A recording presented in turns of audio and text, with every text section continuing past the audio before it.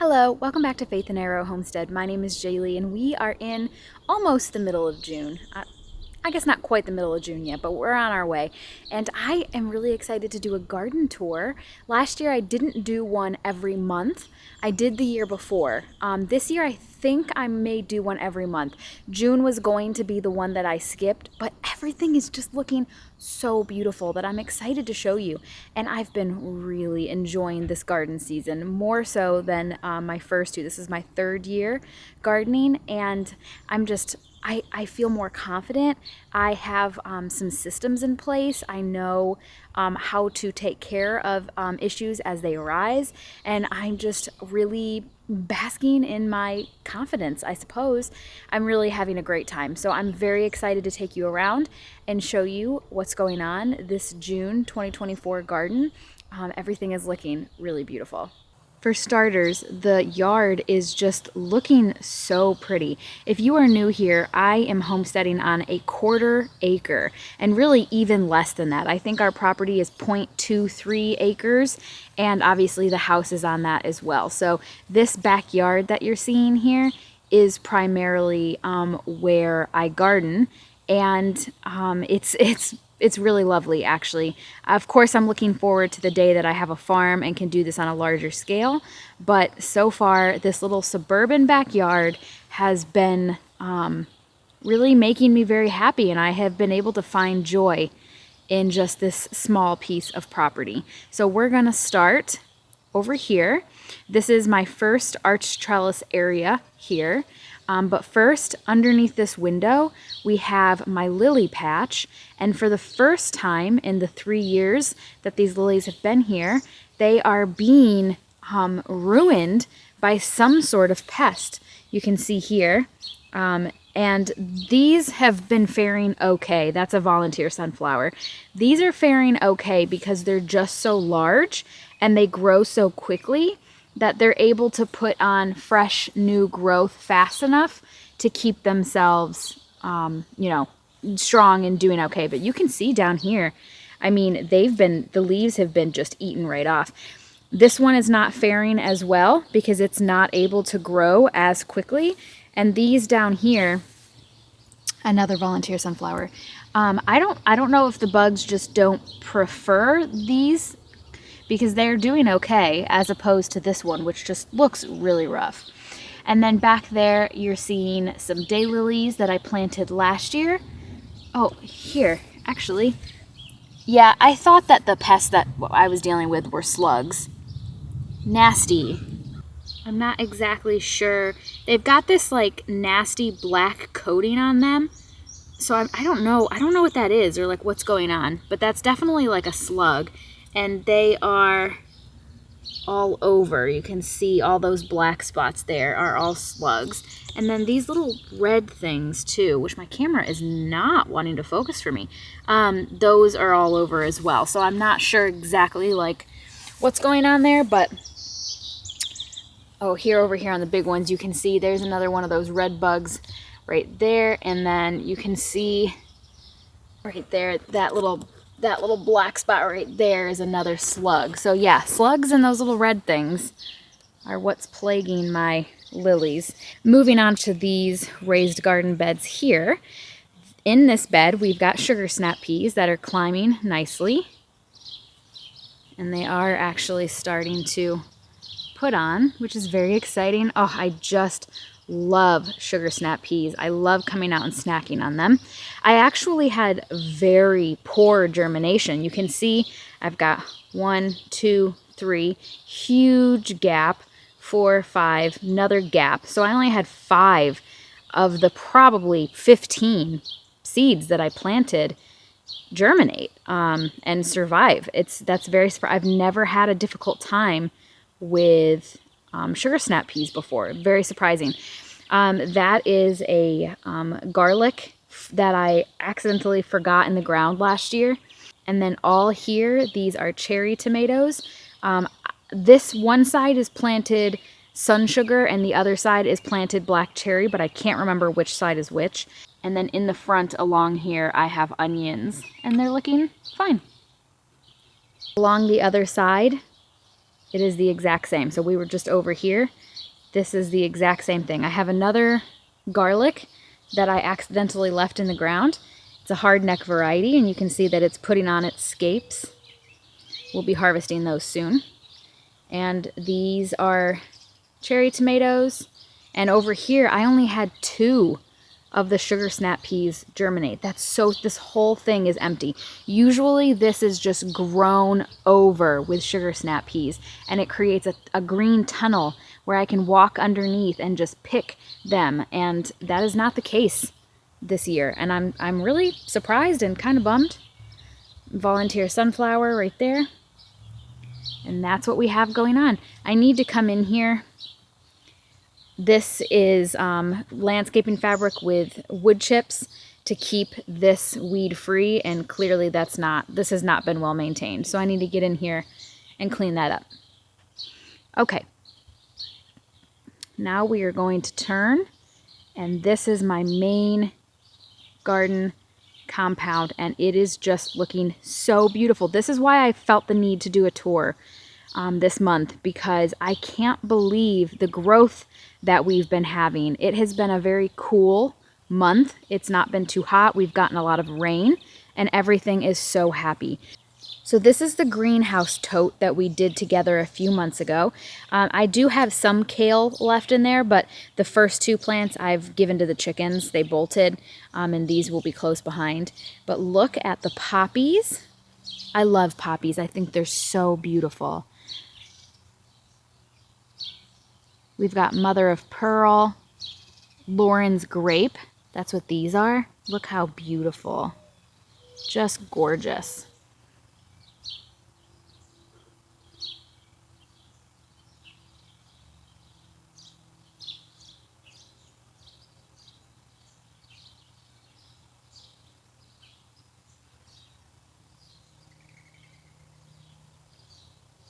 Such pretty colors.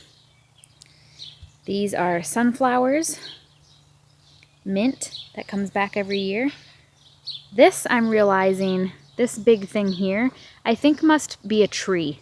We get the helicopters from this tree, and I'm constantly having to weed them out of my garden, and I think this one got away from me and I didn't notice it, and now it's gonna have to be cut down. Okay, so you're going to have to look at everything through the netting.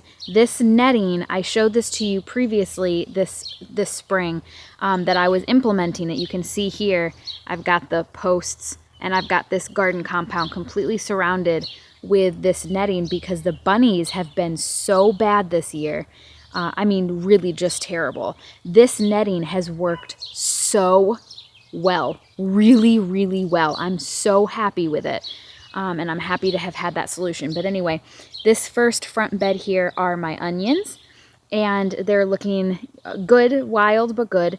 But if you notice here, I have gone ahead and mulched it. Now, I have a whole video on this, so I'm not going to go way in depth on explaining it to you, but I mulch my gardens with grass mulch during the spring and the summertime. We do not spray our lawn with anything. Unfortunately, some of the surrounding houses on my street do, so there probably is a little bit of contamination, but when you're living in a suburban area like this, or even rural, sometimes if you're surrounded by farms, it can be difficult to avoid it. So I just try not to worry about it, and I do the best I can. But anyway, we bag our grass as we mow, and then I have Tom, or I, if I'm mowing, drop it over by the chickens. And I leave it out for about a week and a half, and I let it get rained on and the sun beats down on it. I'll take my rake and kind of spread it out and move it around. And I do that because any weed seeds or grass seeds that may be present in them, I want it to go ahead and sprout and then die before I use it as mulch on my garden. So I did my first round of that. I didn't have enough to mulch all the beds. It takes usually 3, 4, sometimes 5 mows to have enough grass, and it's slow going because, like I said, I need to leave it out for at least minimum a week before I'll use it on my garden. And so I just went through yesterday and did my first mulching. So we started with the onion bed here. I weeded it really well and mulched it. The reason I started here is because this bed had my white currant tomato in it last year, and this was getting overrun with volunteer tomato plants, and I needed to go ahead and nip it in the butt. This bed I weeded it the other day. I have not mulched it because everything is so big now that, as you can see, like, there are a few weeds in there, but it's doing a pretty good job naturally shading out any weed growth. It's looking really good. So I didn't bother mulching it. There were other beds that needed it worse. But when those cabbages come out, I'm definitely going to have to mulch it. So we have lettuce, cabbage, and the beds alternate, lettuce, cabbage, and then I have a few flowers sprinkled in there. You can see some calendula right here. I think most of the flowers in this bed are calendula. You can see some back there as well. This bed has made me really happy because it, out of all of the beds, has filled out the most and has really given me that garden feel this spring. The cabbages are doing really well and they are starting to put on heads. However, the coolness of spring is about to be over and we are heading into the high 80s this week. And so I'm afraid I'm going to lose the cabbages before I get really established heads. I am still learning cold weather growing. I don't have a lot of experience or success with it. I have gotten a couple of heads of broccoli in the past, and then this was the first year that I had lettuce success. That's it. That's my experience with cold weather growing. So I definitely got these cabbages out here too late and didn't give them the proper amount of time to head up before it gets so hot that they lose their progress, bolt, or stop growing, which is fine. They'll turn into eggs. I'll give them to the chickens. It won't be a total waste. I'm considering getting a, what's it called? Shade fabric to put over it to try and keep it going. But I know that here, we're getting to the middle of June. We're going to cross over into consistent 80, 90s. And I don't know if that's going to be enough to get them through without them, bolting, going to seed, what have you. So I'm not sure about that yet. I'm still thinking about it. But they've been really pretty to look at least. And the chickens will definitely love them if that's what happens. Okay, so we've got onions, lettuce, cabbage, some flowers. We're going to move on from there to the first flower bed. Well, to the only flower bed, really. So this bed, I wanted to keep all flowers. I really wanted a pretty space in the garden this year because I am focusing so much on food production. So in this bed, in the four corners of the bed, we have zucchini, so there's a zucchini plant in each corner. The slugs almost won this year. They were eating the zucchini and the cucumber down to almost nothing. I thought it was a lost cause. And then those zucchinis really made quite the impressive comeback. You know what? I actually think I want to go inside the garden. I don't like having to show you through the net, and I want to get up close to these flowers. So we're going to go inside the bed. And I'm going to take you with me for that because I want to show you.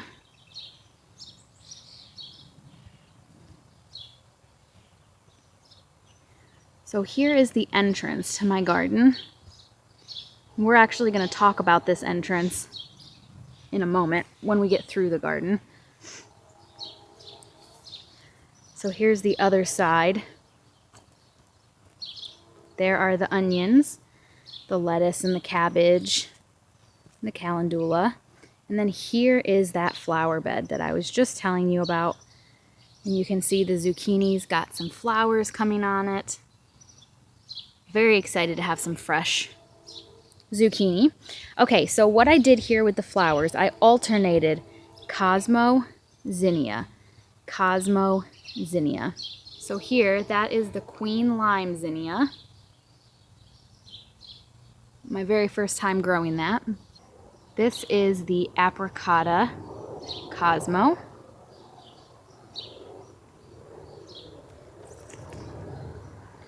This is the Candy Floss Red Cosmo. This is the Royal Purple Zinnia. This is the Peruviana Zinnia. Such a beautiful color. I hope that translates on camera. It's so pretty. And then I actually don't know what this one is. I have really enjoyed having these flowers. I've always had flowers in the garden, both the 2 previous years of me gardening on this property. But I was very intentional about it this time, and I've really enjoyed coming out and seeing these. This is my I think this is my 3rd year with this echinacea, but my 2nd year actually having any blooms, because the 1st year I just planted it. Sorry, the birds are doing the most right now. But it's coming, and I love, these blooms are so beautiful. Okay, so we're gonna move on. These next 2 beds are tomato beds. And they're doing okay. I really need to come through. I have started to come and support these and clip them up. I need to come through and pinch off all of these flowers. I like to see a little bit more growth. These plants are only maybe 2 feet tall.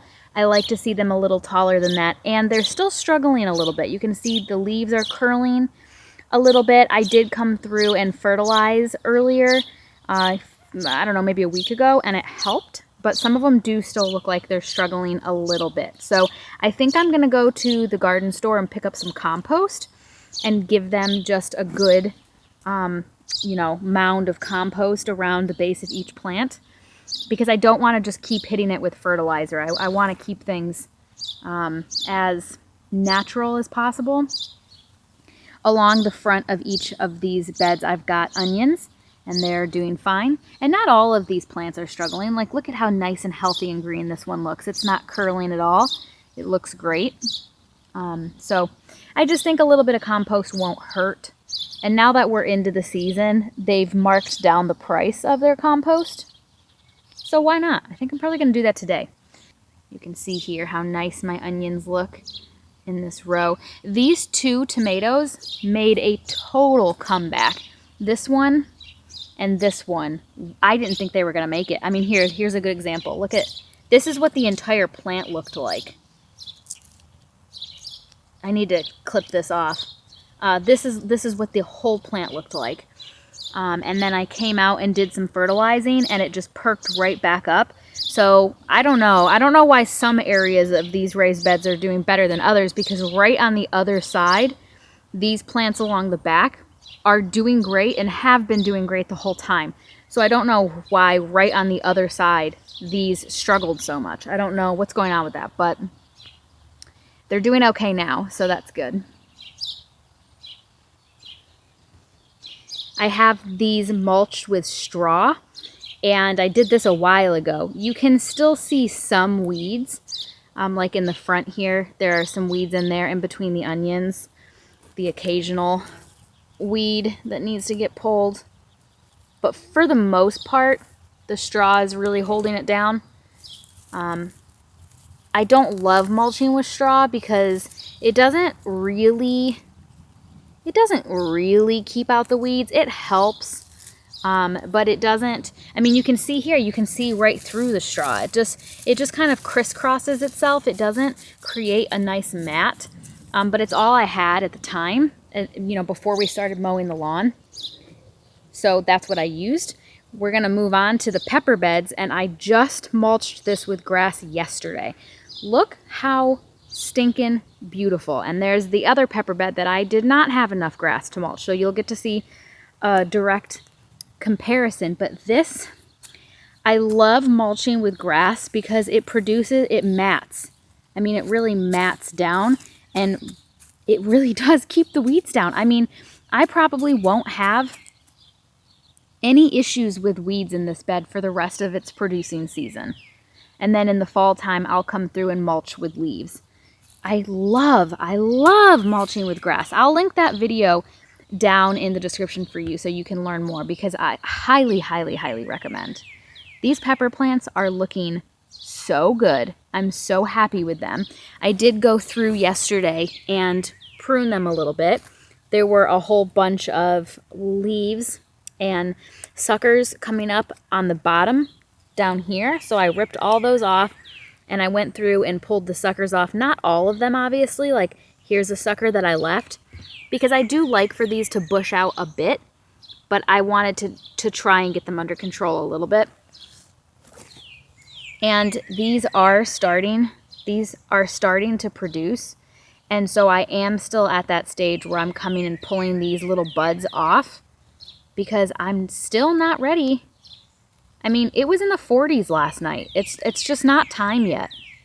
The plants are too little and it is still too cool outside. Look.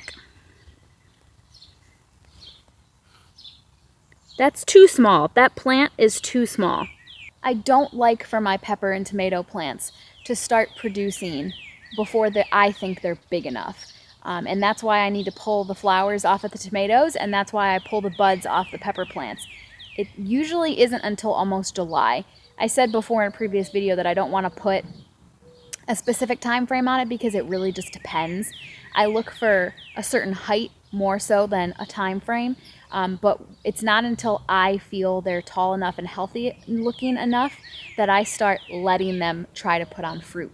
Because if you leave the flowers and you leave the buds, the plant is going to put all of its energy into producing that fruit and not in establishing itself, its roots, its height, etc. So I really like to, like I said, pull off the buds and the flowers on most everything. Even the flowers, I pulled all those flower buds off of those flowers in the bed that we were just looking at for weeks before I finally started letting them put on. And those Cosmo plants are almost 3 feet tall now.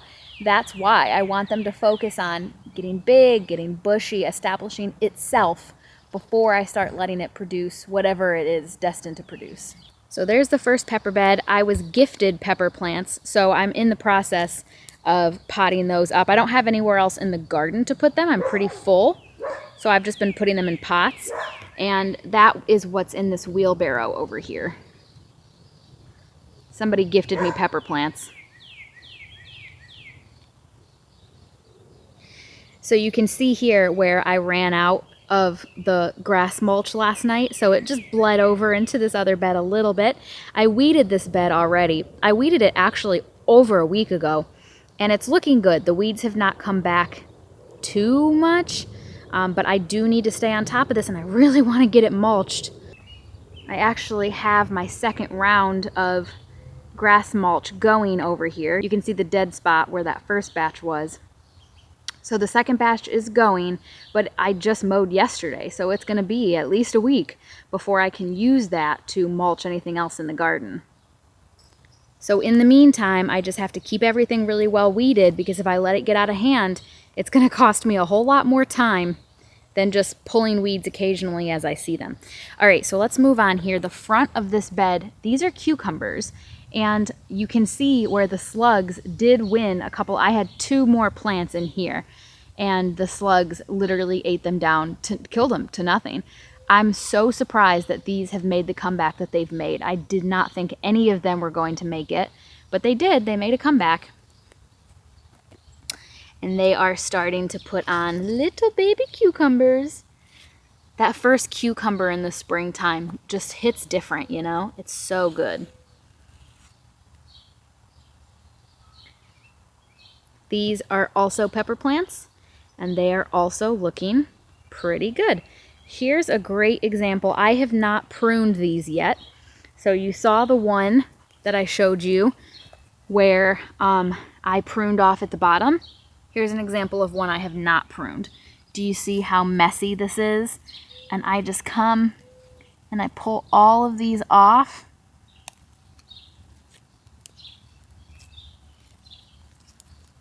And I like to do that so that the plant will focus on establishing what it is already working on.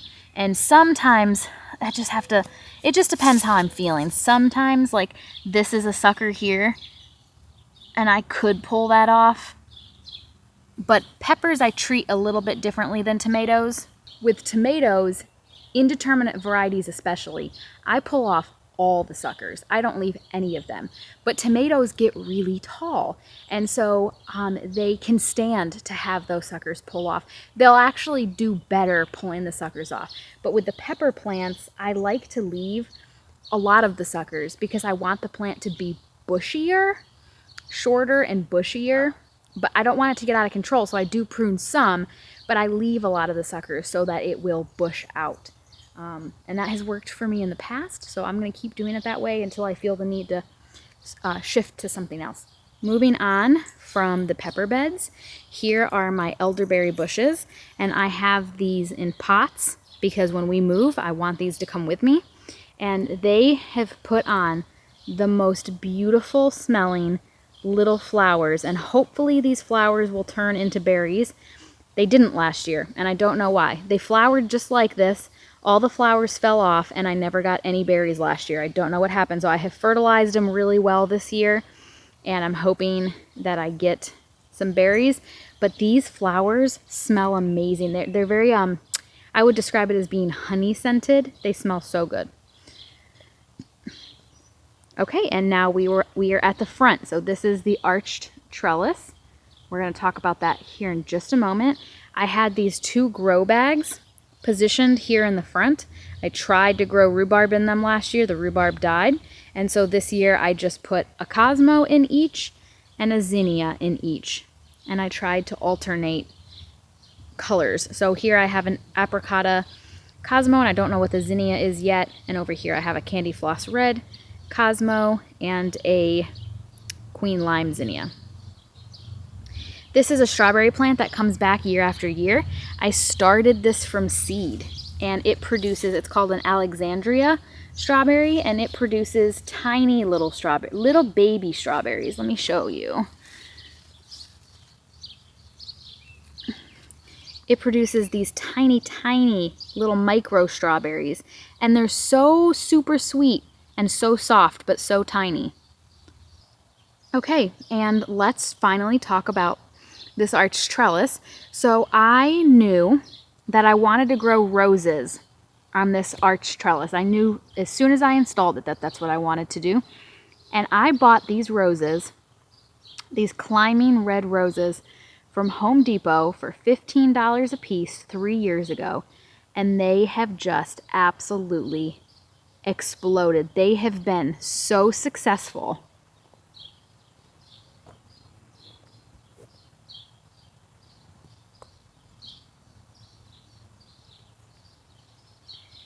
And over the years, I have tried to train them to the trellis, which admittedly has actually been pretty difficult to do. You can see, let's see. You can see here that I clipped it, and I've tried to keep the various branches trained to the trellis, but you can see over here that they have grown so far out from the trellis that it would be difficult to actually bring this branch into the trellis. I guess I could, and I probably should in all honesty, but I mean, they have just really gone crazy.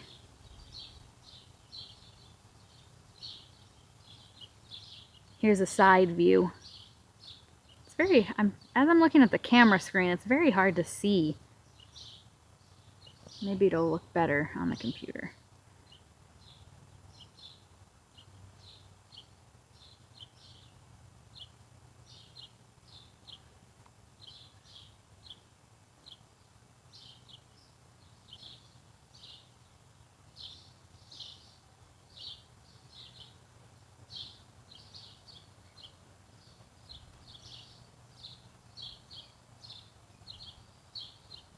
Well, I'm getting the feeling the camera's not doing it justice, but trust me when I tell you, it is very beautiful, and I highly recommend that if you're wanting to do an arched trellis, having it be the opening to your garden is just so pretty and is such a vibe, and then having any sort of climbing rose grow up the trellis is just beautiful. I like it because it's a perennial, it comes back year after year, and I have grown annual climbing flowers on the trellises in the past, and that's very pretty, but I love having a flowering perennial in the garden. These roses get more and more beautiful every year that they're left to do their thing, and they've been such a blessing to me, a wonderful addition to the garden, and I highly recommend.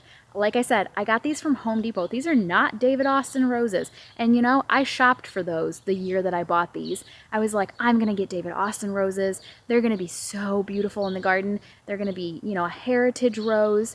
But then I was like, I'm not staying at this property Why would I invest in this lot, which it would have blessed whoever lives here next? Granted, that is true.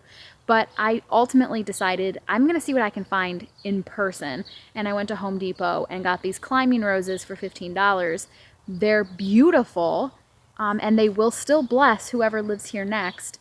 And I did not spend $80 a plant on them. So you don't have to have David Austin roses to be blessed with beauty. I will say they're not fragrant. They have no fragrance. And the next time when I buy roses for our future property, I will shop for fragrance because I want my garden to smell good. But the last thing I'll say about the roses, if you're wanting to buy roses to climb a trellis or an arbor of some kind, an entryway of some kind, make sure you purchase one that says climbing. It has to be a climbing rose. And lastly, this front bed. So here, this is the archway here. These are the onions in the front bed here. This is the other front bed. And in here I have my chamomile patch. What is so wonderful about this chamomile patch is that I only planted 3 plants. All of this self-seeded from last year. This entire grow bag, all of this chamomile in here, self-seeded itself from just flowers that fell off of it last year. In this grow bag as well. This is all just self-seeded chamomile. I've been drying it like crazy, drinking it in tea every morning. It has been so enjoyable. I love chamomile and I love having it in the garden. This was supposed to be a strawberry rhubarb bed, but the rhubarb got so crazy and so out of control that it shaded out everything else in the garden except the chamomile. You can see one lonely little strawberry plant hanging on for dear life down there. I actually think I'm going to pull this rhubarb out. I don't think this is a good spot for it. I think it was a mistake, but you live and you learn. These are ground cherries in the 2 pots on the end here. There are also ground cherries. This is where we started. These are the 2 beds that we started in. On the end of each one, there's a ground cherry. The ground cherries were so out of hand last year, extremely out of control. They took over the garden, and I love ground cherries. If you've never had them before, they're like a cross between a cherry, a tomato, and like kind of a pineapple, I guess. No. I don't know. I don't know how to explain them. They're good. I like them. They're a little tart. I know people use them to make like jams and jellies and put them in pies and stuff. I love coming out in the garden and snacking. It's one of my favorite things about having a garden. I want to come out and just eat all the things. And ground cherries are a lovely little snack, but they get crazy. And so I planted them in these 2 pots and on the edges of those other 2 beds so that I can grow them out, like into the yard. And my cherry tomatoes always get so big and so crazy that I figured they would hold up well against the ground cherry. So I don't have them in my main garden this year, thank goodness, because they were insane last year. But I recommend growing them because they're delicious. I just caution you, be very careful where you choose to put them. Okay, I have just a couple more things to show you. Along the side of the house here are the raspberries that we propagated together. I've got a video for that. I'll link it in the description. And they're all doing really lovely. So now I'm just waiting on my parents to give me the thumbs up to bring them over. They are trying to figure out precisely where they want to put them because they're having a lot of issues with deer. But these are looking really good. And then if you've been following this channel, you know that this is Mama Raspberry. This is the original raspberry. It's actually 2 different plants. There's a red and a gold that have just kind of grown together over here. And I took runners from these 2 original plants years ago, 4 years ago now, propagated them as you just saw. This exact same process. I did this 4 years ago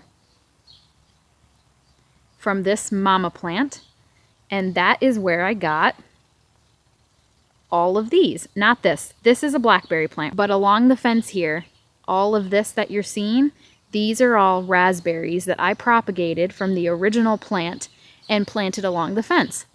They started out small as just little individual plants like what you saw in those pots, and look at how they have filled out. So somewhere in here is the original plant. They send off runners and have been filling in the space here. And Tom and I keep it mowed because they come into the yard and we just keep it mowed in a pretty line.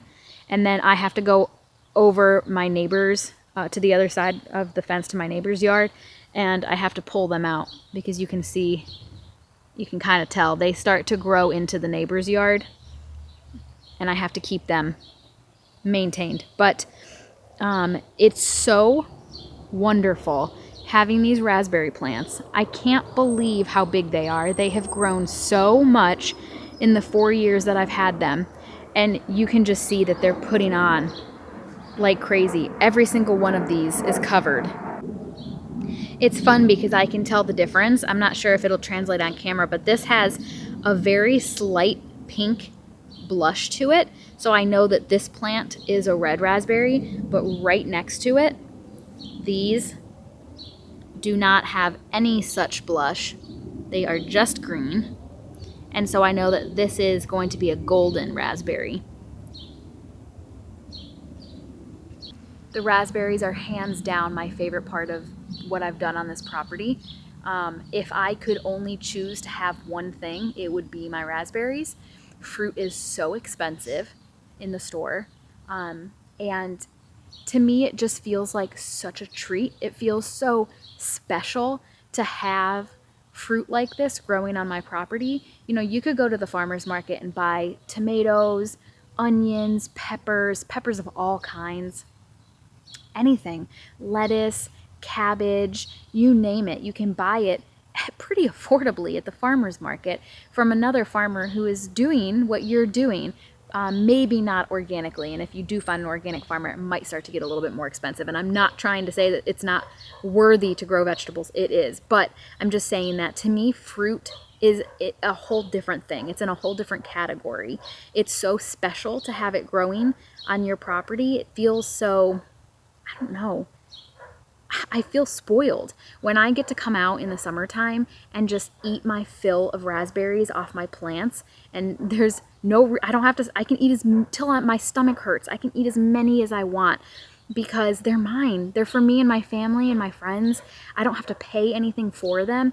And I bought one raspberry plant, the golden one, the original golden one. The red one was given to me from a friend, and I propagated all of these from those runners. I did not pay for these. They were free. And then if you saw my video about establishing fruit on a new homestead, my parents have planted fruit trees, and they've got the 2 apple and the pear existing on their property, their 5-acre property that they just bought. I highly, highly, highly, highly, highly recommend establishing fruit, even if you only have a small backyard. There are some varieties of fruit bushes that you can have in pots if all you have is a balcony or a patio, but trust me when I tell you, there is something so special about growing fruit yourself. Tomatoes are awesome. Cucumbers are awesome. Peppers are awesome. Do that. But look into doing fruit. And don't think that you can't. Don't think you need to have like a special talent or all this extra knowledge. You don't. You really don't, I promise. And then my chickie girls. I'm just going to very quickly talk to you about them. So here you can see my little setup back here. I'm using that same netting that I use on the garden to give them a space back here. And they love to do dust baths back here. It's all dirt, and they've got their little water right there. When we come along here, you can see my hen gear rollaway nesting box. So here's what I have ended up doing. You may notice here, there's 1, 2, 3,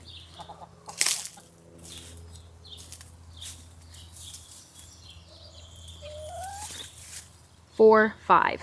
So out here, not within the main coop run area, I have 5 chickens. These 5 chickens are my egg eaters.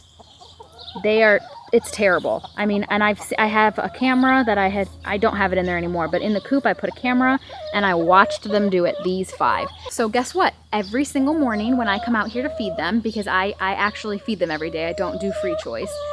Every single morning when I come out here to feed them, I separate the 5 troublemakers from the other 4 non-troublemakers, because I have 9 chickens, and they get this extended run area, and it's big, so I'll try to show you.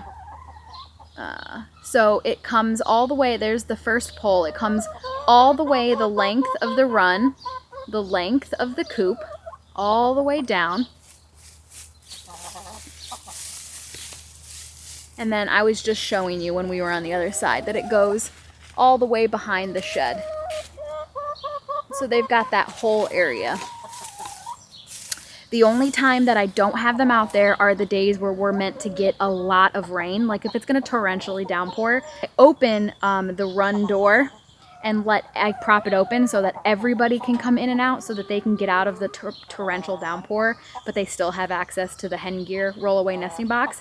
I close the coop door so that nobody can go into the main coop, and the 4 girls who are allowed to lay in the original coop, they will lay in the hen gear nesting box, but they don't like it.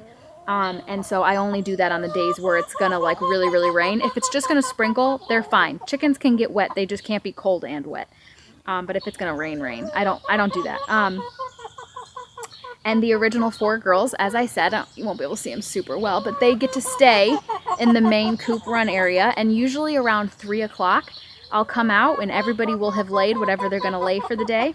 I take the eggs, both out of the coop and out of the hen gear nesting box. I prop open the run door and I let everybody be together. So that way the 5 troublemakers aren't kept out of the run all day, and the 4 good girls are not kept in the run all day, and everybody can have access to both at some point in the day. That's how I've been running things, and it actually has been working out for me. I'm averaging anywhere from 3 to 7 eggs a day. I have yet to have a full 9 eggs, but I know that doesn't always happen. It's working for me. Is it ideal? No. And I don't know what I'm going to do in the winter time because I don't want to leave the 5 girls out of the cover of the run in the winter time. So I may just have to, I don't know. I'm not sure yet. We'll cross that bridge when we get there. But for now, it's working. Love my hen gear nesting box. If you are having an issue with chickens, your chickens eating their eggs, or if you're wanting to sell them and you're wanting really clean eggs, I recommend them. You can use my code FAITHANDARROW to get $15 off your order, I believe is what that code does. I'll leave all the information for that in the description of this video. But yeah, highly recommend it. I'm so happy to finally be getting eggs. I have been for about 2 months now. But yeah, that's my garden, you guys. That's what I've got going on. I love my garden. I was so happy to film this because I really couldn't believe the progress. The garden really shot up quickly this year, and I think it's because it's been such a cool, wet spring.